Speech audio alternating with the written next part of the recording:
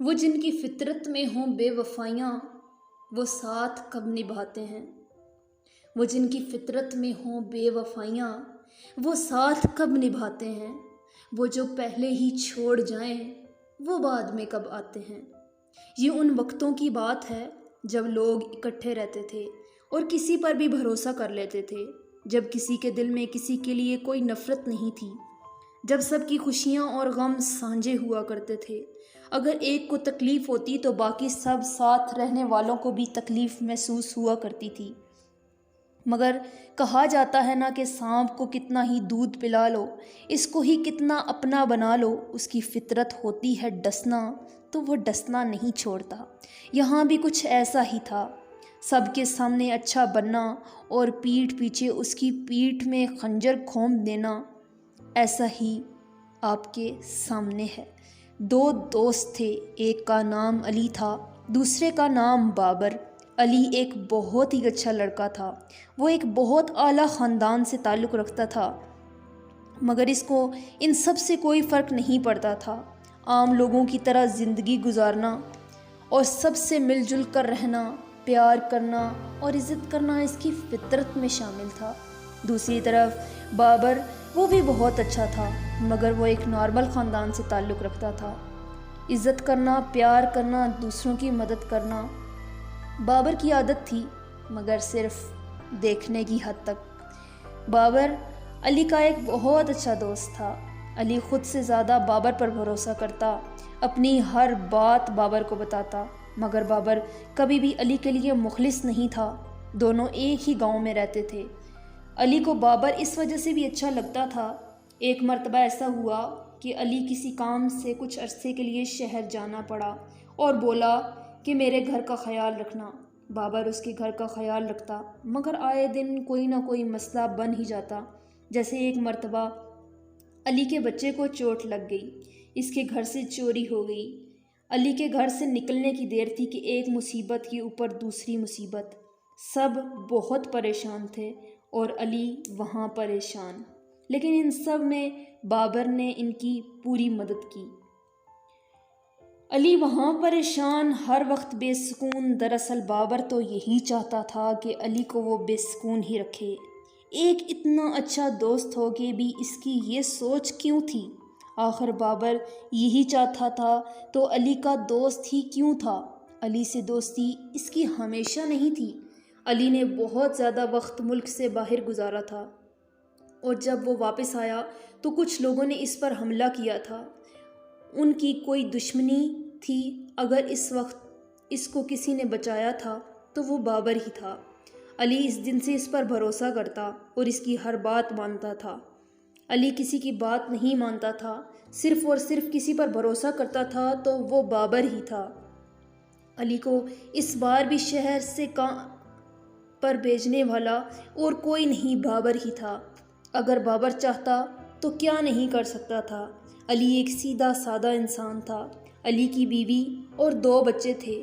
بابر کیونکہ بہت بھروسہ کرتا تھا تو اس کے گھر والے اور بیوی تو بہت بھروسہ کرتے تھے۔ ایک مرتبہ ایسا ہوا کہ علی گھر پر نہیں تھا۔ بابر اس کے گھر آیا اور بولا اس کی بیوی کو کہ میرے لیے کھانا بناؤ۔ اس نے کھانا بنایا، مگر اس کو نہیں پتہ تھا کہ اس کی نیت گندی ہے۔ گھر پر علی کی بیوی اور بابر کے علاوہ اور کوئی بھی نہیں تھا اور بابر نے اسی بات کا فائدہ اٹھایا۔ وہ کھانا بنانے میں مصروف تھی کہ بابر نے اس کے منہ پر رومال رکھا، جانے اس کے اندر کیا تھا کہ وہ بے ہوش ہو گئی۔ بچے بھی اسکول تھے، اگر وہ گھر ہوتے تو شاید یہ دیکھنا نہ پڑتا۔ بابر دیکھنے میں اتنا اچھا اور شریف نظر آتا تھا کہ اس کو دیکھ کر کوئی بھی محسوس نہیں کر سکتا تھا کہ وہ اتنا گھٹیا انسان ہے اور اس کا یہ روپ بھی ہے۔ خیر، بابر نے کھانا تو نہیں کھایا، علی کی بیوی کو بے ہوش کر کے اس کی عزت لوٹ لی۔ جب وہ ہوش میں آئی تو اس نے بولا میں سب کو بتا دوں گی۔ تو بابر نے بولا کہ اگر تم سب کو بتاؤ گی تو تم پر کوئی بھی بھروسہ نہیں کرے گا اور الٹا تمہارے خاندان میں تمہاری بدنامی ہوگی۔ علی کی بیوی بدنامی کے ڈر سے خاموش ہو گئی۔ اتنا بڑا دھوکہ کیوں؟ ایک کے بعد ایک مصیبت، ہر طرف بابر کا ہی راج کیوں تھا؟ بابر اگر چاہتا تو وہ باہر بھی یہ سب کچھ کر سکتا تھا۔ آخر اس نے سب کا بھروسہ بنا کر یہ سب کیوں کر رہا تھا؟ اور اس کے اتنے اچھے لوگوں سے سلام دعا، اٹھنا بیٹھنا۔ دوسری طرف علی اور شہر میں اپنے بزنس میں بہت نقصان ہو رہا تھا۔ جو اس نے پیسے لگائے تھے وہ سب ڈوب رہے تھے۔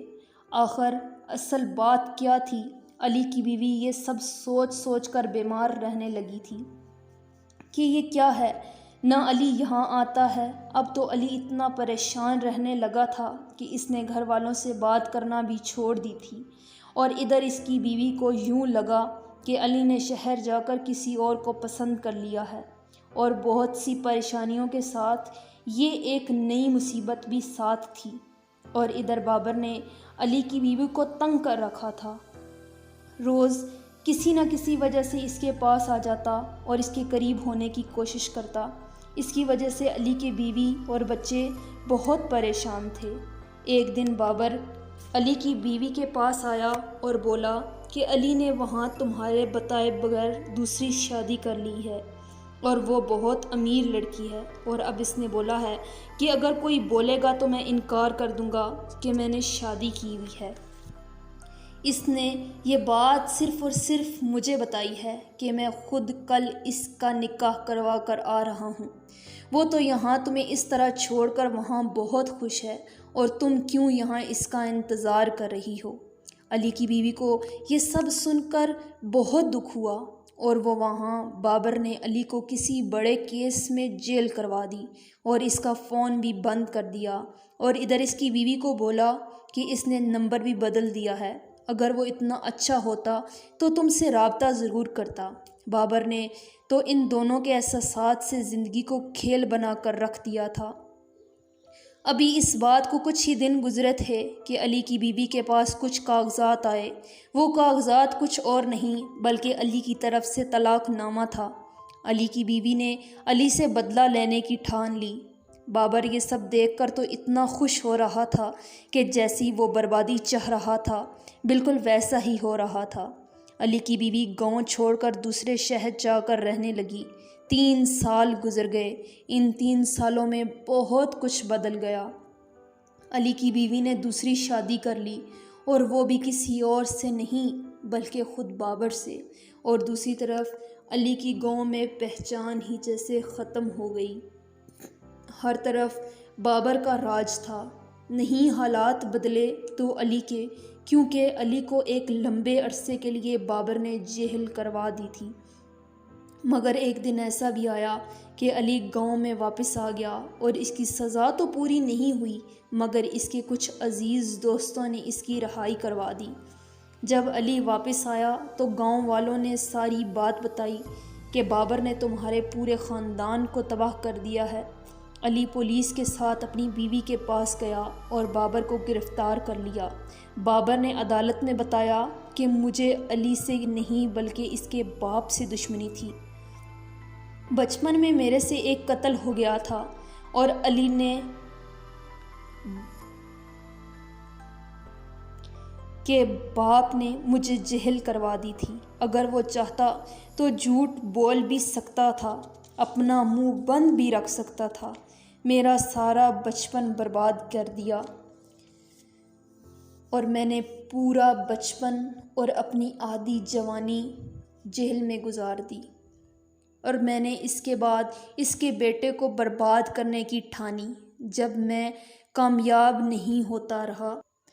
بابر نے بتایا کہ علی سے دوستی کرنا میرے لیے بہت اچھا ثابت ہوا۔ میں جو بھی چال چلتا رہا اس میں میں کامیاب بھی ہوتا رہا۔ اس کو بے سکون کر کے مجھے سکون ملتا رہا۔ علی نے بولا کہ پہلے بچپن اور پھر جوانی اور اب بڑھاپا تم جیل میں ہی گزارو گے، کیونکہ بابر نے اتنے ظلم اور جرم کیے تھے کہ کسی طرح بھی اس کی رہائی ممکن نہیں تھی۔